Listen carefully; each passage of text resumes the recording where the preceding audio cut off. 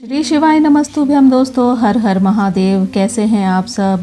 आप सब पर भोलेनाथ की कृपा हमेशा बनी रहे और आपकी मनोकामना मेरे भोलेनाथ पूर्ण करें। तो श्री शिव महापुराण की कथा पूज्य पंडित प्रदीप जी मिश्रा, छत्रपति संभाजी नगर, महाराष्ट्र में जो चल रही है। 27 जून की कथा पूर्ण हो गई है। कथा जो बेलपत्र के ऊपर चल रही है, इसी के ऊपर ये छोटा सा सार आज की कथा का मैंने बताया है। आपको एक ही वीडियो के माध्यम से सुनने को देखने को मिलेगा। गुरु जी ने शिव महापुराण की कथा शुरू होते ही कहा कि शिव हमारे शरीर में, हमारी आत्मा में, हमारे चित्त में और हमारी व्यवहारिकता में ऐसा कोई क्षण, ऐसा कोई पल, ऐसी कोई घड़ी नहीं जाते जिस समय पर शिव हमारे करीब में नहीं रहते।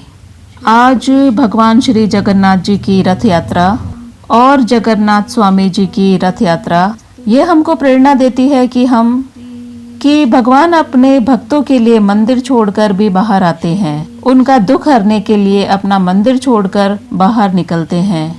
भक्तों का दुख हरने के लिए भगवान अपना मंदिर छोड़कर भी बाहर आ जाते हैं। ये हमें प्रेरणा देती है भगवान जगन्नाथ जी की रथ यात्रा।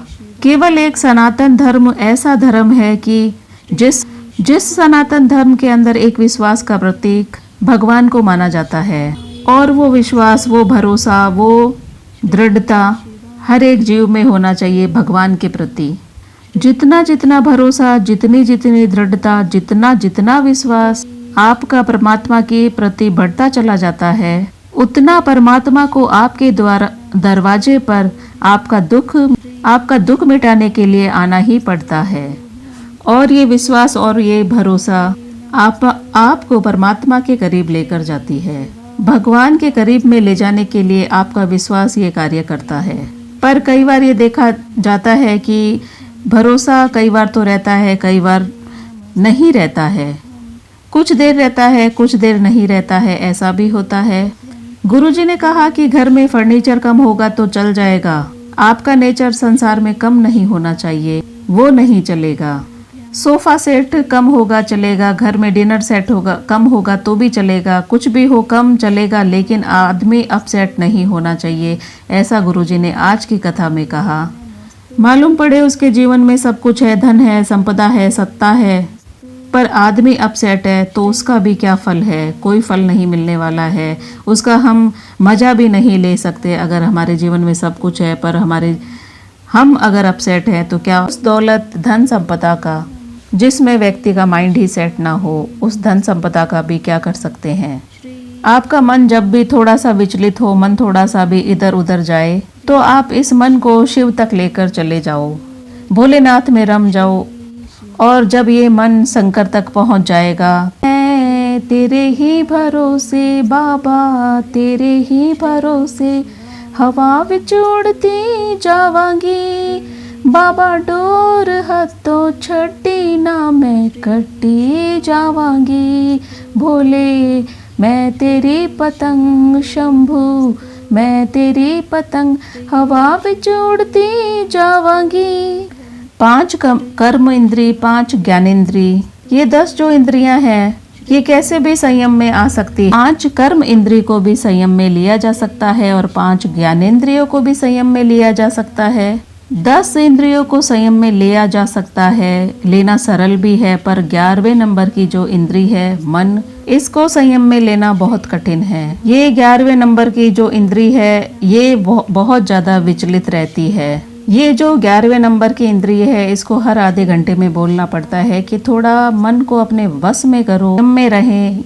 ये कथा में लगाएं अपने मन को। कोई इधर उधर से आवाज आते ही हमारा मन निकलकर उधर चला जाता है। अगर इधर उधर से आवाजें भी आती है तो हम उधर देखने लग जाते हैं। कोई बोला हम उधर देखने लग जाते हैं। मन को वापस खींचे, वापस शिव महापुराण में लगाएं। तो मन को भी थोड़ा संयम में करने का प्रयास करो। 2-3 घंटे की कथा में ये मन को लगाना आप शुरू करें, क्योंकि मन बड़ा चंचल होता है, ये इधर उधर भटकी जाता है। तो गुरुजी ने आज की कथा में कहा कि अपने 11वें नंबर की जो इंद्रिय है इसको अपने वश में रखें। अपने मन को अपने बस में रखना बहुत जरूरी है। इस चित्त को, इस मन को परमात्मा के चरणों में लगाना बहुत जरूरी है। तो गुरुजी ने आज की कथा में ये भी बताया कि सावन की शिवरात्रि में या सावन के सोमवार में ऐसा क्या रहता है। ये किसी महिला ने गुरुजी को प्रश्न किया था, तो उसका जवाब गुरुजी ने दिया कि श्रावण की शिवरात्रि में और श्रावण के सोमवार में इतना क्या महत्व रहता है कि आप 12 महीने की शिवरात्रि पर ऑनलाइन पूजन आप नहीं करवाते हैं और श्रावण मास की शिवरात्रि पर आप ऑनलाइन पूजन करवाते हैं, जो सारा विश्व आपके साथ में पूजन करता है। भारत में और विदेशों में भी आपके साथ में ऑनलाइन पार्थिव शिवलिंग का श्रावण मास की शिवरात्रि पर पूजन होता है, करते हैं। ऐसा क्यों गुरुजी? ऐसा क्या विशेष है उस दिन? तो गुरुजी ने कहा कि अगर तुम साल भर में कितने भी व्रत कर लो, पूजन कर लो, तुम कितना भी अनुष्ठान कर लो, सारे व्रतों पर, सारे अनुष्ठानों पर, तो गुरुजी ने कहा मेरी जीजी, मेरी बहन से निवेदन है कि तुम दुनिया के साल भर के सारे व्रत कर लो, सारे व्रतों पर, सारे अनुष्ठानों पर, सारी पूजन पर। सावन के महीने के जो सोमवार होते हैं, जो शिवरात्रि होती है, जो प्रदोष होती है, ये पूरे साल के व्रतों पर प्रबलता प्रदान करती है और बल देते रहते हैं। तो जो सावन मास की शिवरात्रि है, मासिक शिवरात्रि और सोमवार, ये गुरुजी ने विशेष बहुत अच्छे बताए हैं, जो सारे व्रतों से भी ऊपर बढ़कर है ये व्रत, ये पूजन। और गुरुजी ने कहा कि तुम ऐसा व्रत ना करना कि भोलेनाथ को या परमात्मा को भी तुम्हारे व्रत करने से टेंशन हो जाए। तुम ऐसा प्रण ना ले लेना। कई माताएं प्रण ले लेती है कि आप पूरे सावन में व्रत रहेगा, मैं सिर्फ फलाहार करूंगी या 1 गिलास दूध पीऊंगी, 1 फल खाऊंगी, इसके सिवा कुछ नहीं खाऊंगी। तो ऐसा आपको प्रण नहीं लेना है। आप अपनी सेहत के बारे में भी आपको सोचना है, उसी हिसाब से आपको व्रत करना चाहिए। ऐसा गुरुजी ने शिव महापुराण की कथा में माताओं बहनों को कहा है कि आपकी सेहत को देखकर ही आप व्रत का या किसी चीज का प्रण लीजिए। पूरे महीने श्रावण मास में हम लोग कथा जाप, मंत्र जाप और भोले की आराधना वैसे ही करते रहते हैं। तो आप व्रत ज़्यादा कठिन का प्रण ना लें, आराम से जो आपसे हो जाए वही करें। पूजा से भी और आपके याद करने से भी भोलेनाथ आप पर प्रसन्न हो जाएंगे। ज़्यादा व्रत जैसे आप प्रण ले लेते हैं, मैं तो एक यही खाऊंगी, तो इससे भी कोई भोलेनाथ प्रसन्न होने वाले नहीं हैं। आपका मन का भाव अच्छा होना चाहिए, भगवान प्रसन्न हो जाते हैं। कहते हैं 1000 अश्वमेघ का फल एक बेलपत्र के पेड़ के नीचे बैठकर भगवान भोलेनाथ का 108 बार मंत्र जाप माला करने से प्राप्त हो जाता है। 1000 अश्वमेघ यज्ञ का फल हमें बेलपत्र के वृक्ष के नीचे बैठकर अगर हम 108 बार मंत्र जाप करते हैं तो उतना फल हमें प्राप्त हो जाता है। गुरुजी ने आगे कहा कि शिव महापुराण की कथा सुनने का क्या नियम है। 1 टाइम फलहार करो और कथा सुनो। और अगर आपको 1 टाइम फलहार से दिक्कत होती है तो आप 1 टाइम फलहार करो और 1 टाइम भोजन करो और कथा का श्रवण करो। और अगर ये भी ना बन सके तो आप दोनों टाइम भोजन करो और शिव महापुराण की कथा सुनो। पर भोलेनाथ की शिव महापुराण कथा आप जरूर से सुनो, चाहे आप दोनों टाइम भोजन करो, चाहे आप कुछ भी खाएं चलेगा, पर भोलेनाथ की शिव महापुराण कथा जरूर आपको सुननी चाहिए, अपने जीवन में उतारनी चाहिए। और गुरुजी ने आगे कहा कि गुरु की दृष्टि में कुछ नहीं देखा जाता, कोई नहीं देखा जाता कि चाहे वो गरीब हो चाहे वो अमीर हो, उनका शिष्य जैसे गुरु का शिष्य, तो गुरु की नज़र में कोई अमीर कोई गरीबी नहीं होती है और किसी भी जाति के हो ये भी नहीं देखा जाता। गुरु सिर्फ अपने भक्त को देखते हैं। और आगे गुरुजी ने कहा कि धन व्यापार बढ़ाना सरल है, अपने व्यापार को बढ़ाना भी सरल है, पर अपने कुल में शिव महापुराण की कथा कराना बहुत ज़्यादा कठिन है।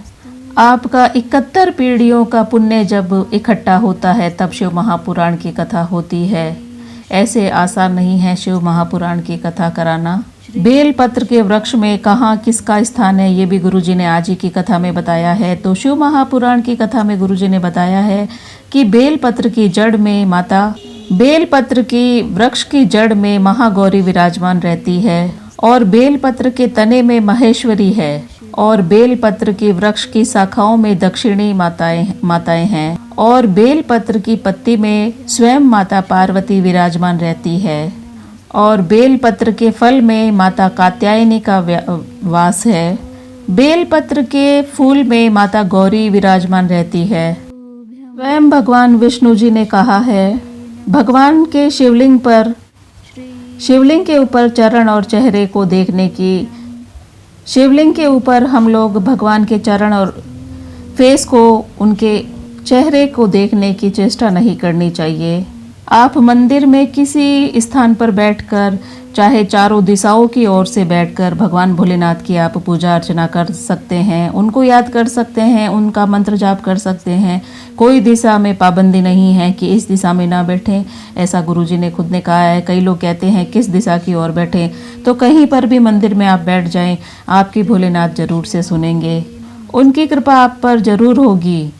गुरुजी ने ऐसे भी बताया शिव महापुराण कथा में कि एक कलश जल जब भीड़ होती है तो भोलेनाथ पर कम लोगों पर ही चढ़ जाता है, तो उसको भी स्वीकार भोलेनाथ करते हैं कि ये मेरा भक्त है, मेरे लिए जल लेकर आया था, लेकिन धक्का मुक्की में किसी और पर ही वो जल चढ़ जाता है, पर भोलेनाथ उसको भी स्वीकार कर लेते हैं। महापुराण की कथा में बेलपत्र की, जो शिव महापुराण कथा चल रही है, उसमें गुरुजी ने बताया कि अगर आप मंदिर जाते हैं और वहाँ पर भी अगर आपको बेलपत्र नहीं मिलती है और आपके पास भी बेलपत्र नहीं है, तो आप बेलपत्र भोलेनाथ को कैसे समर्पित करेंगे।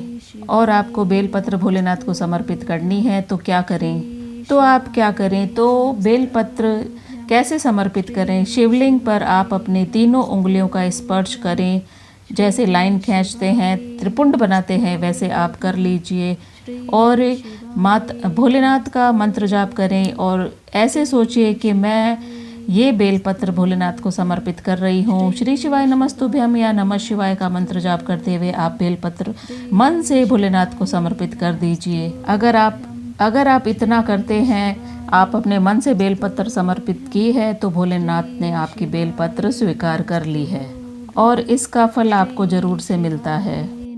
गुरुजी ने शिव महापुराण कथा, जो बेलपत्र शिव महापुराण कथा चल रही है, उसमें बताया कि मात्र एक बेलपत्र अगर हम भोलेनाथ को समर्पित करते हैं तो उसका फल हमें कितना अधिक मिलता है।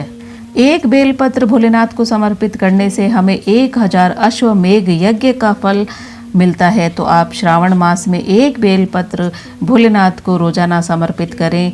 अगर आपके पास नहीं है तो आपको मंदिर में समर्पित चढ़ी हुई बेलपत्र मिल जाएगी, तो आप उसको धोकर समर्पित कर सकते हैं। पुष्प को धोकर नहीं समर्पित करते हैं, लेकिन बेलपत्र को हम वापस धोकर समर्पित कर सकते हैं, ये ध्यान में रखें। तो आप एक बेलपत्र भोलेनाथ को समर्पित जरूर से करें, ताकि आपको कितना 1000 गुना फल मिलेगा ये तो आपको समय आने पर पता जरूर चलेगा, पर विश्वास के साथ करें।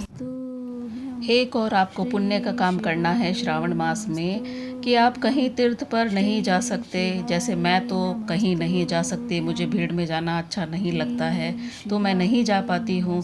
तो अगर आप जा पाओ तो बहुत अच्छी बात है। अगर कहीं तीर्थ स्थान पर आप नहीं जा सकते, तो घर बैठे आप पुण्य कैसे सारे तीर्थों का कमा सकते हैं, आपको पुण्य मिल सकता है। तो आपको क्या करना है वो भी मैं इसी वीडियो के माध्यम से आपको बता रही हूँ। आप ध्यान से सुने और देखें, ये कार्य आप जरूर से करें कि सारा पुण्य आपको घर बैठे ही मिल जाए। तो आपको क्या करना है, श्रावण मास में आपको किसी भी दिन, प्रदोष, सोमवार, एकादशी, मासिक शिवरात्रि वाले दिन एक ही बार करना है ये कार्य। आपको 108 कच्चे सूत की बाती घी में भिगोकर भोलेनाथ या विष्णु भगवान कृष्णा जी के मंदिर में आपको जरूर से जलाकर आनी है। इससे आपको क्या मिलेगा दोस्तों, एक शस्त्र बत्ती होती है, आप जानते होंगे, 108 कच्चे सूत के धागे से बनाई जाती है।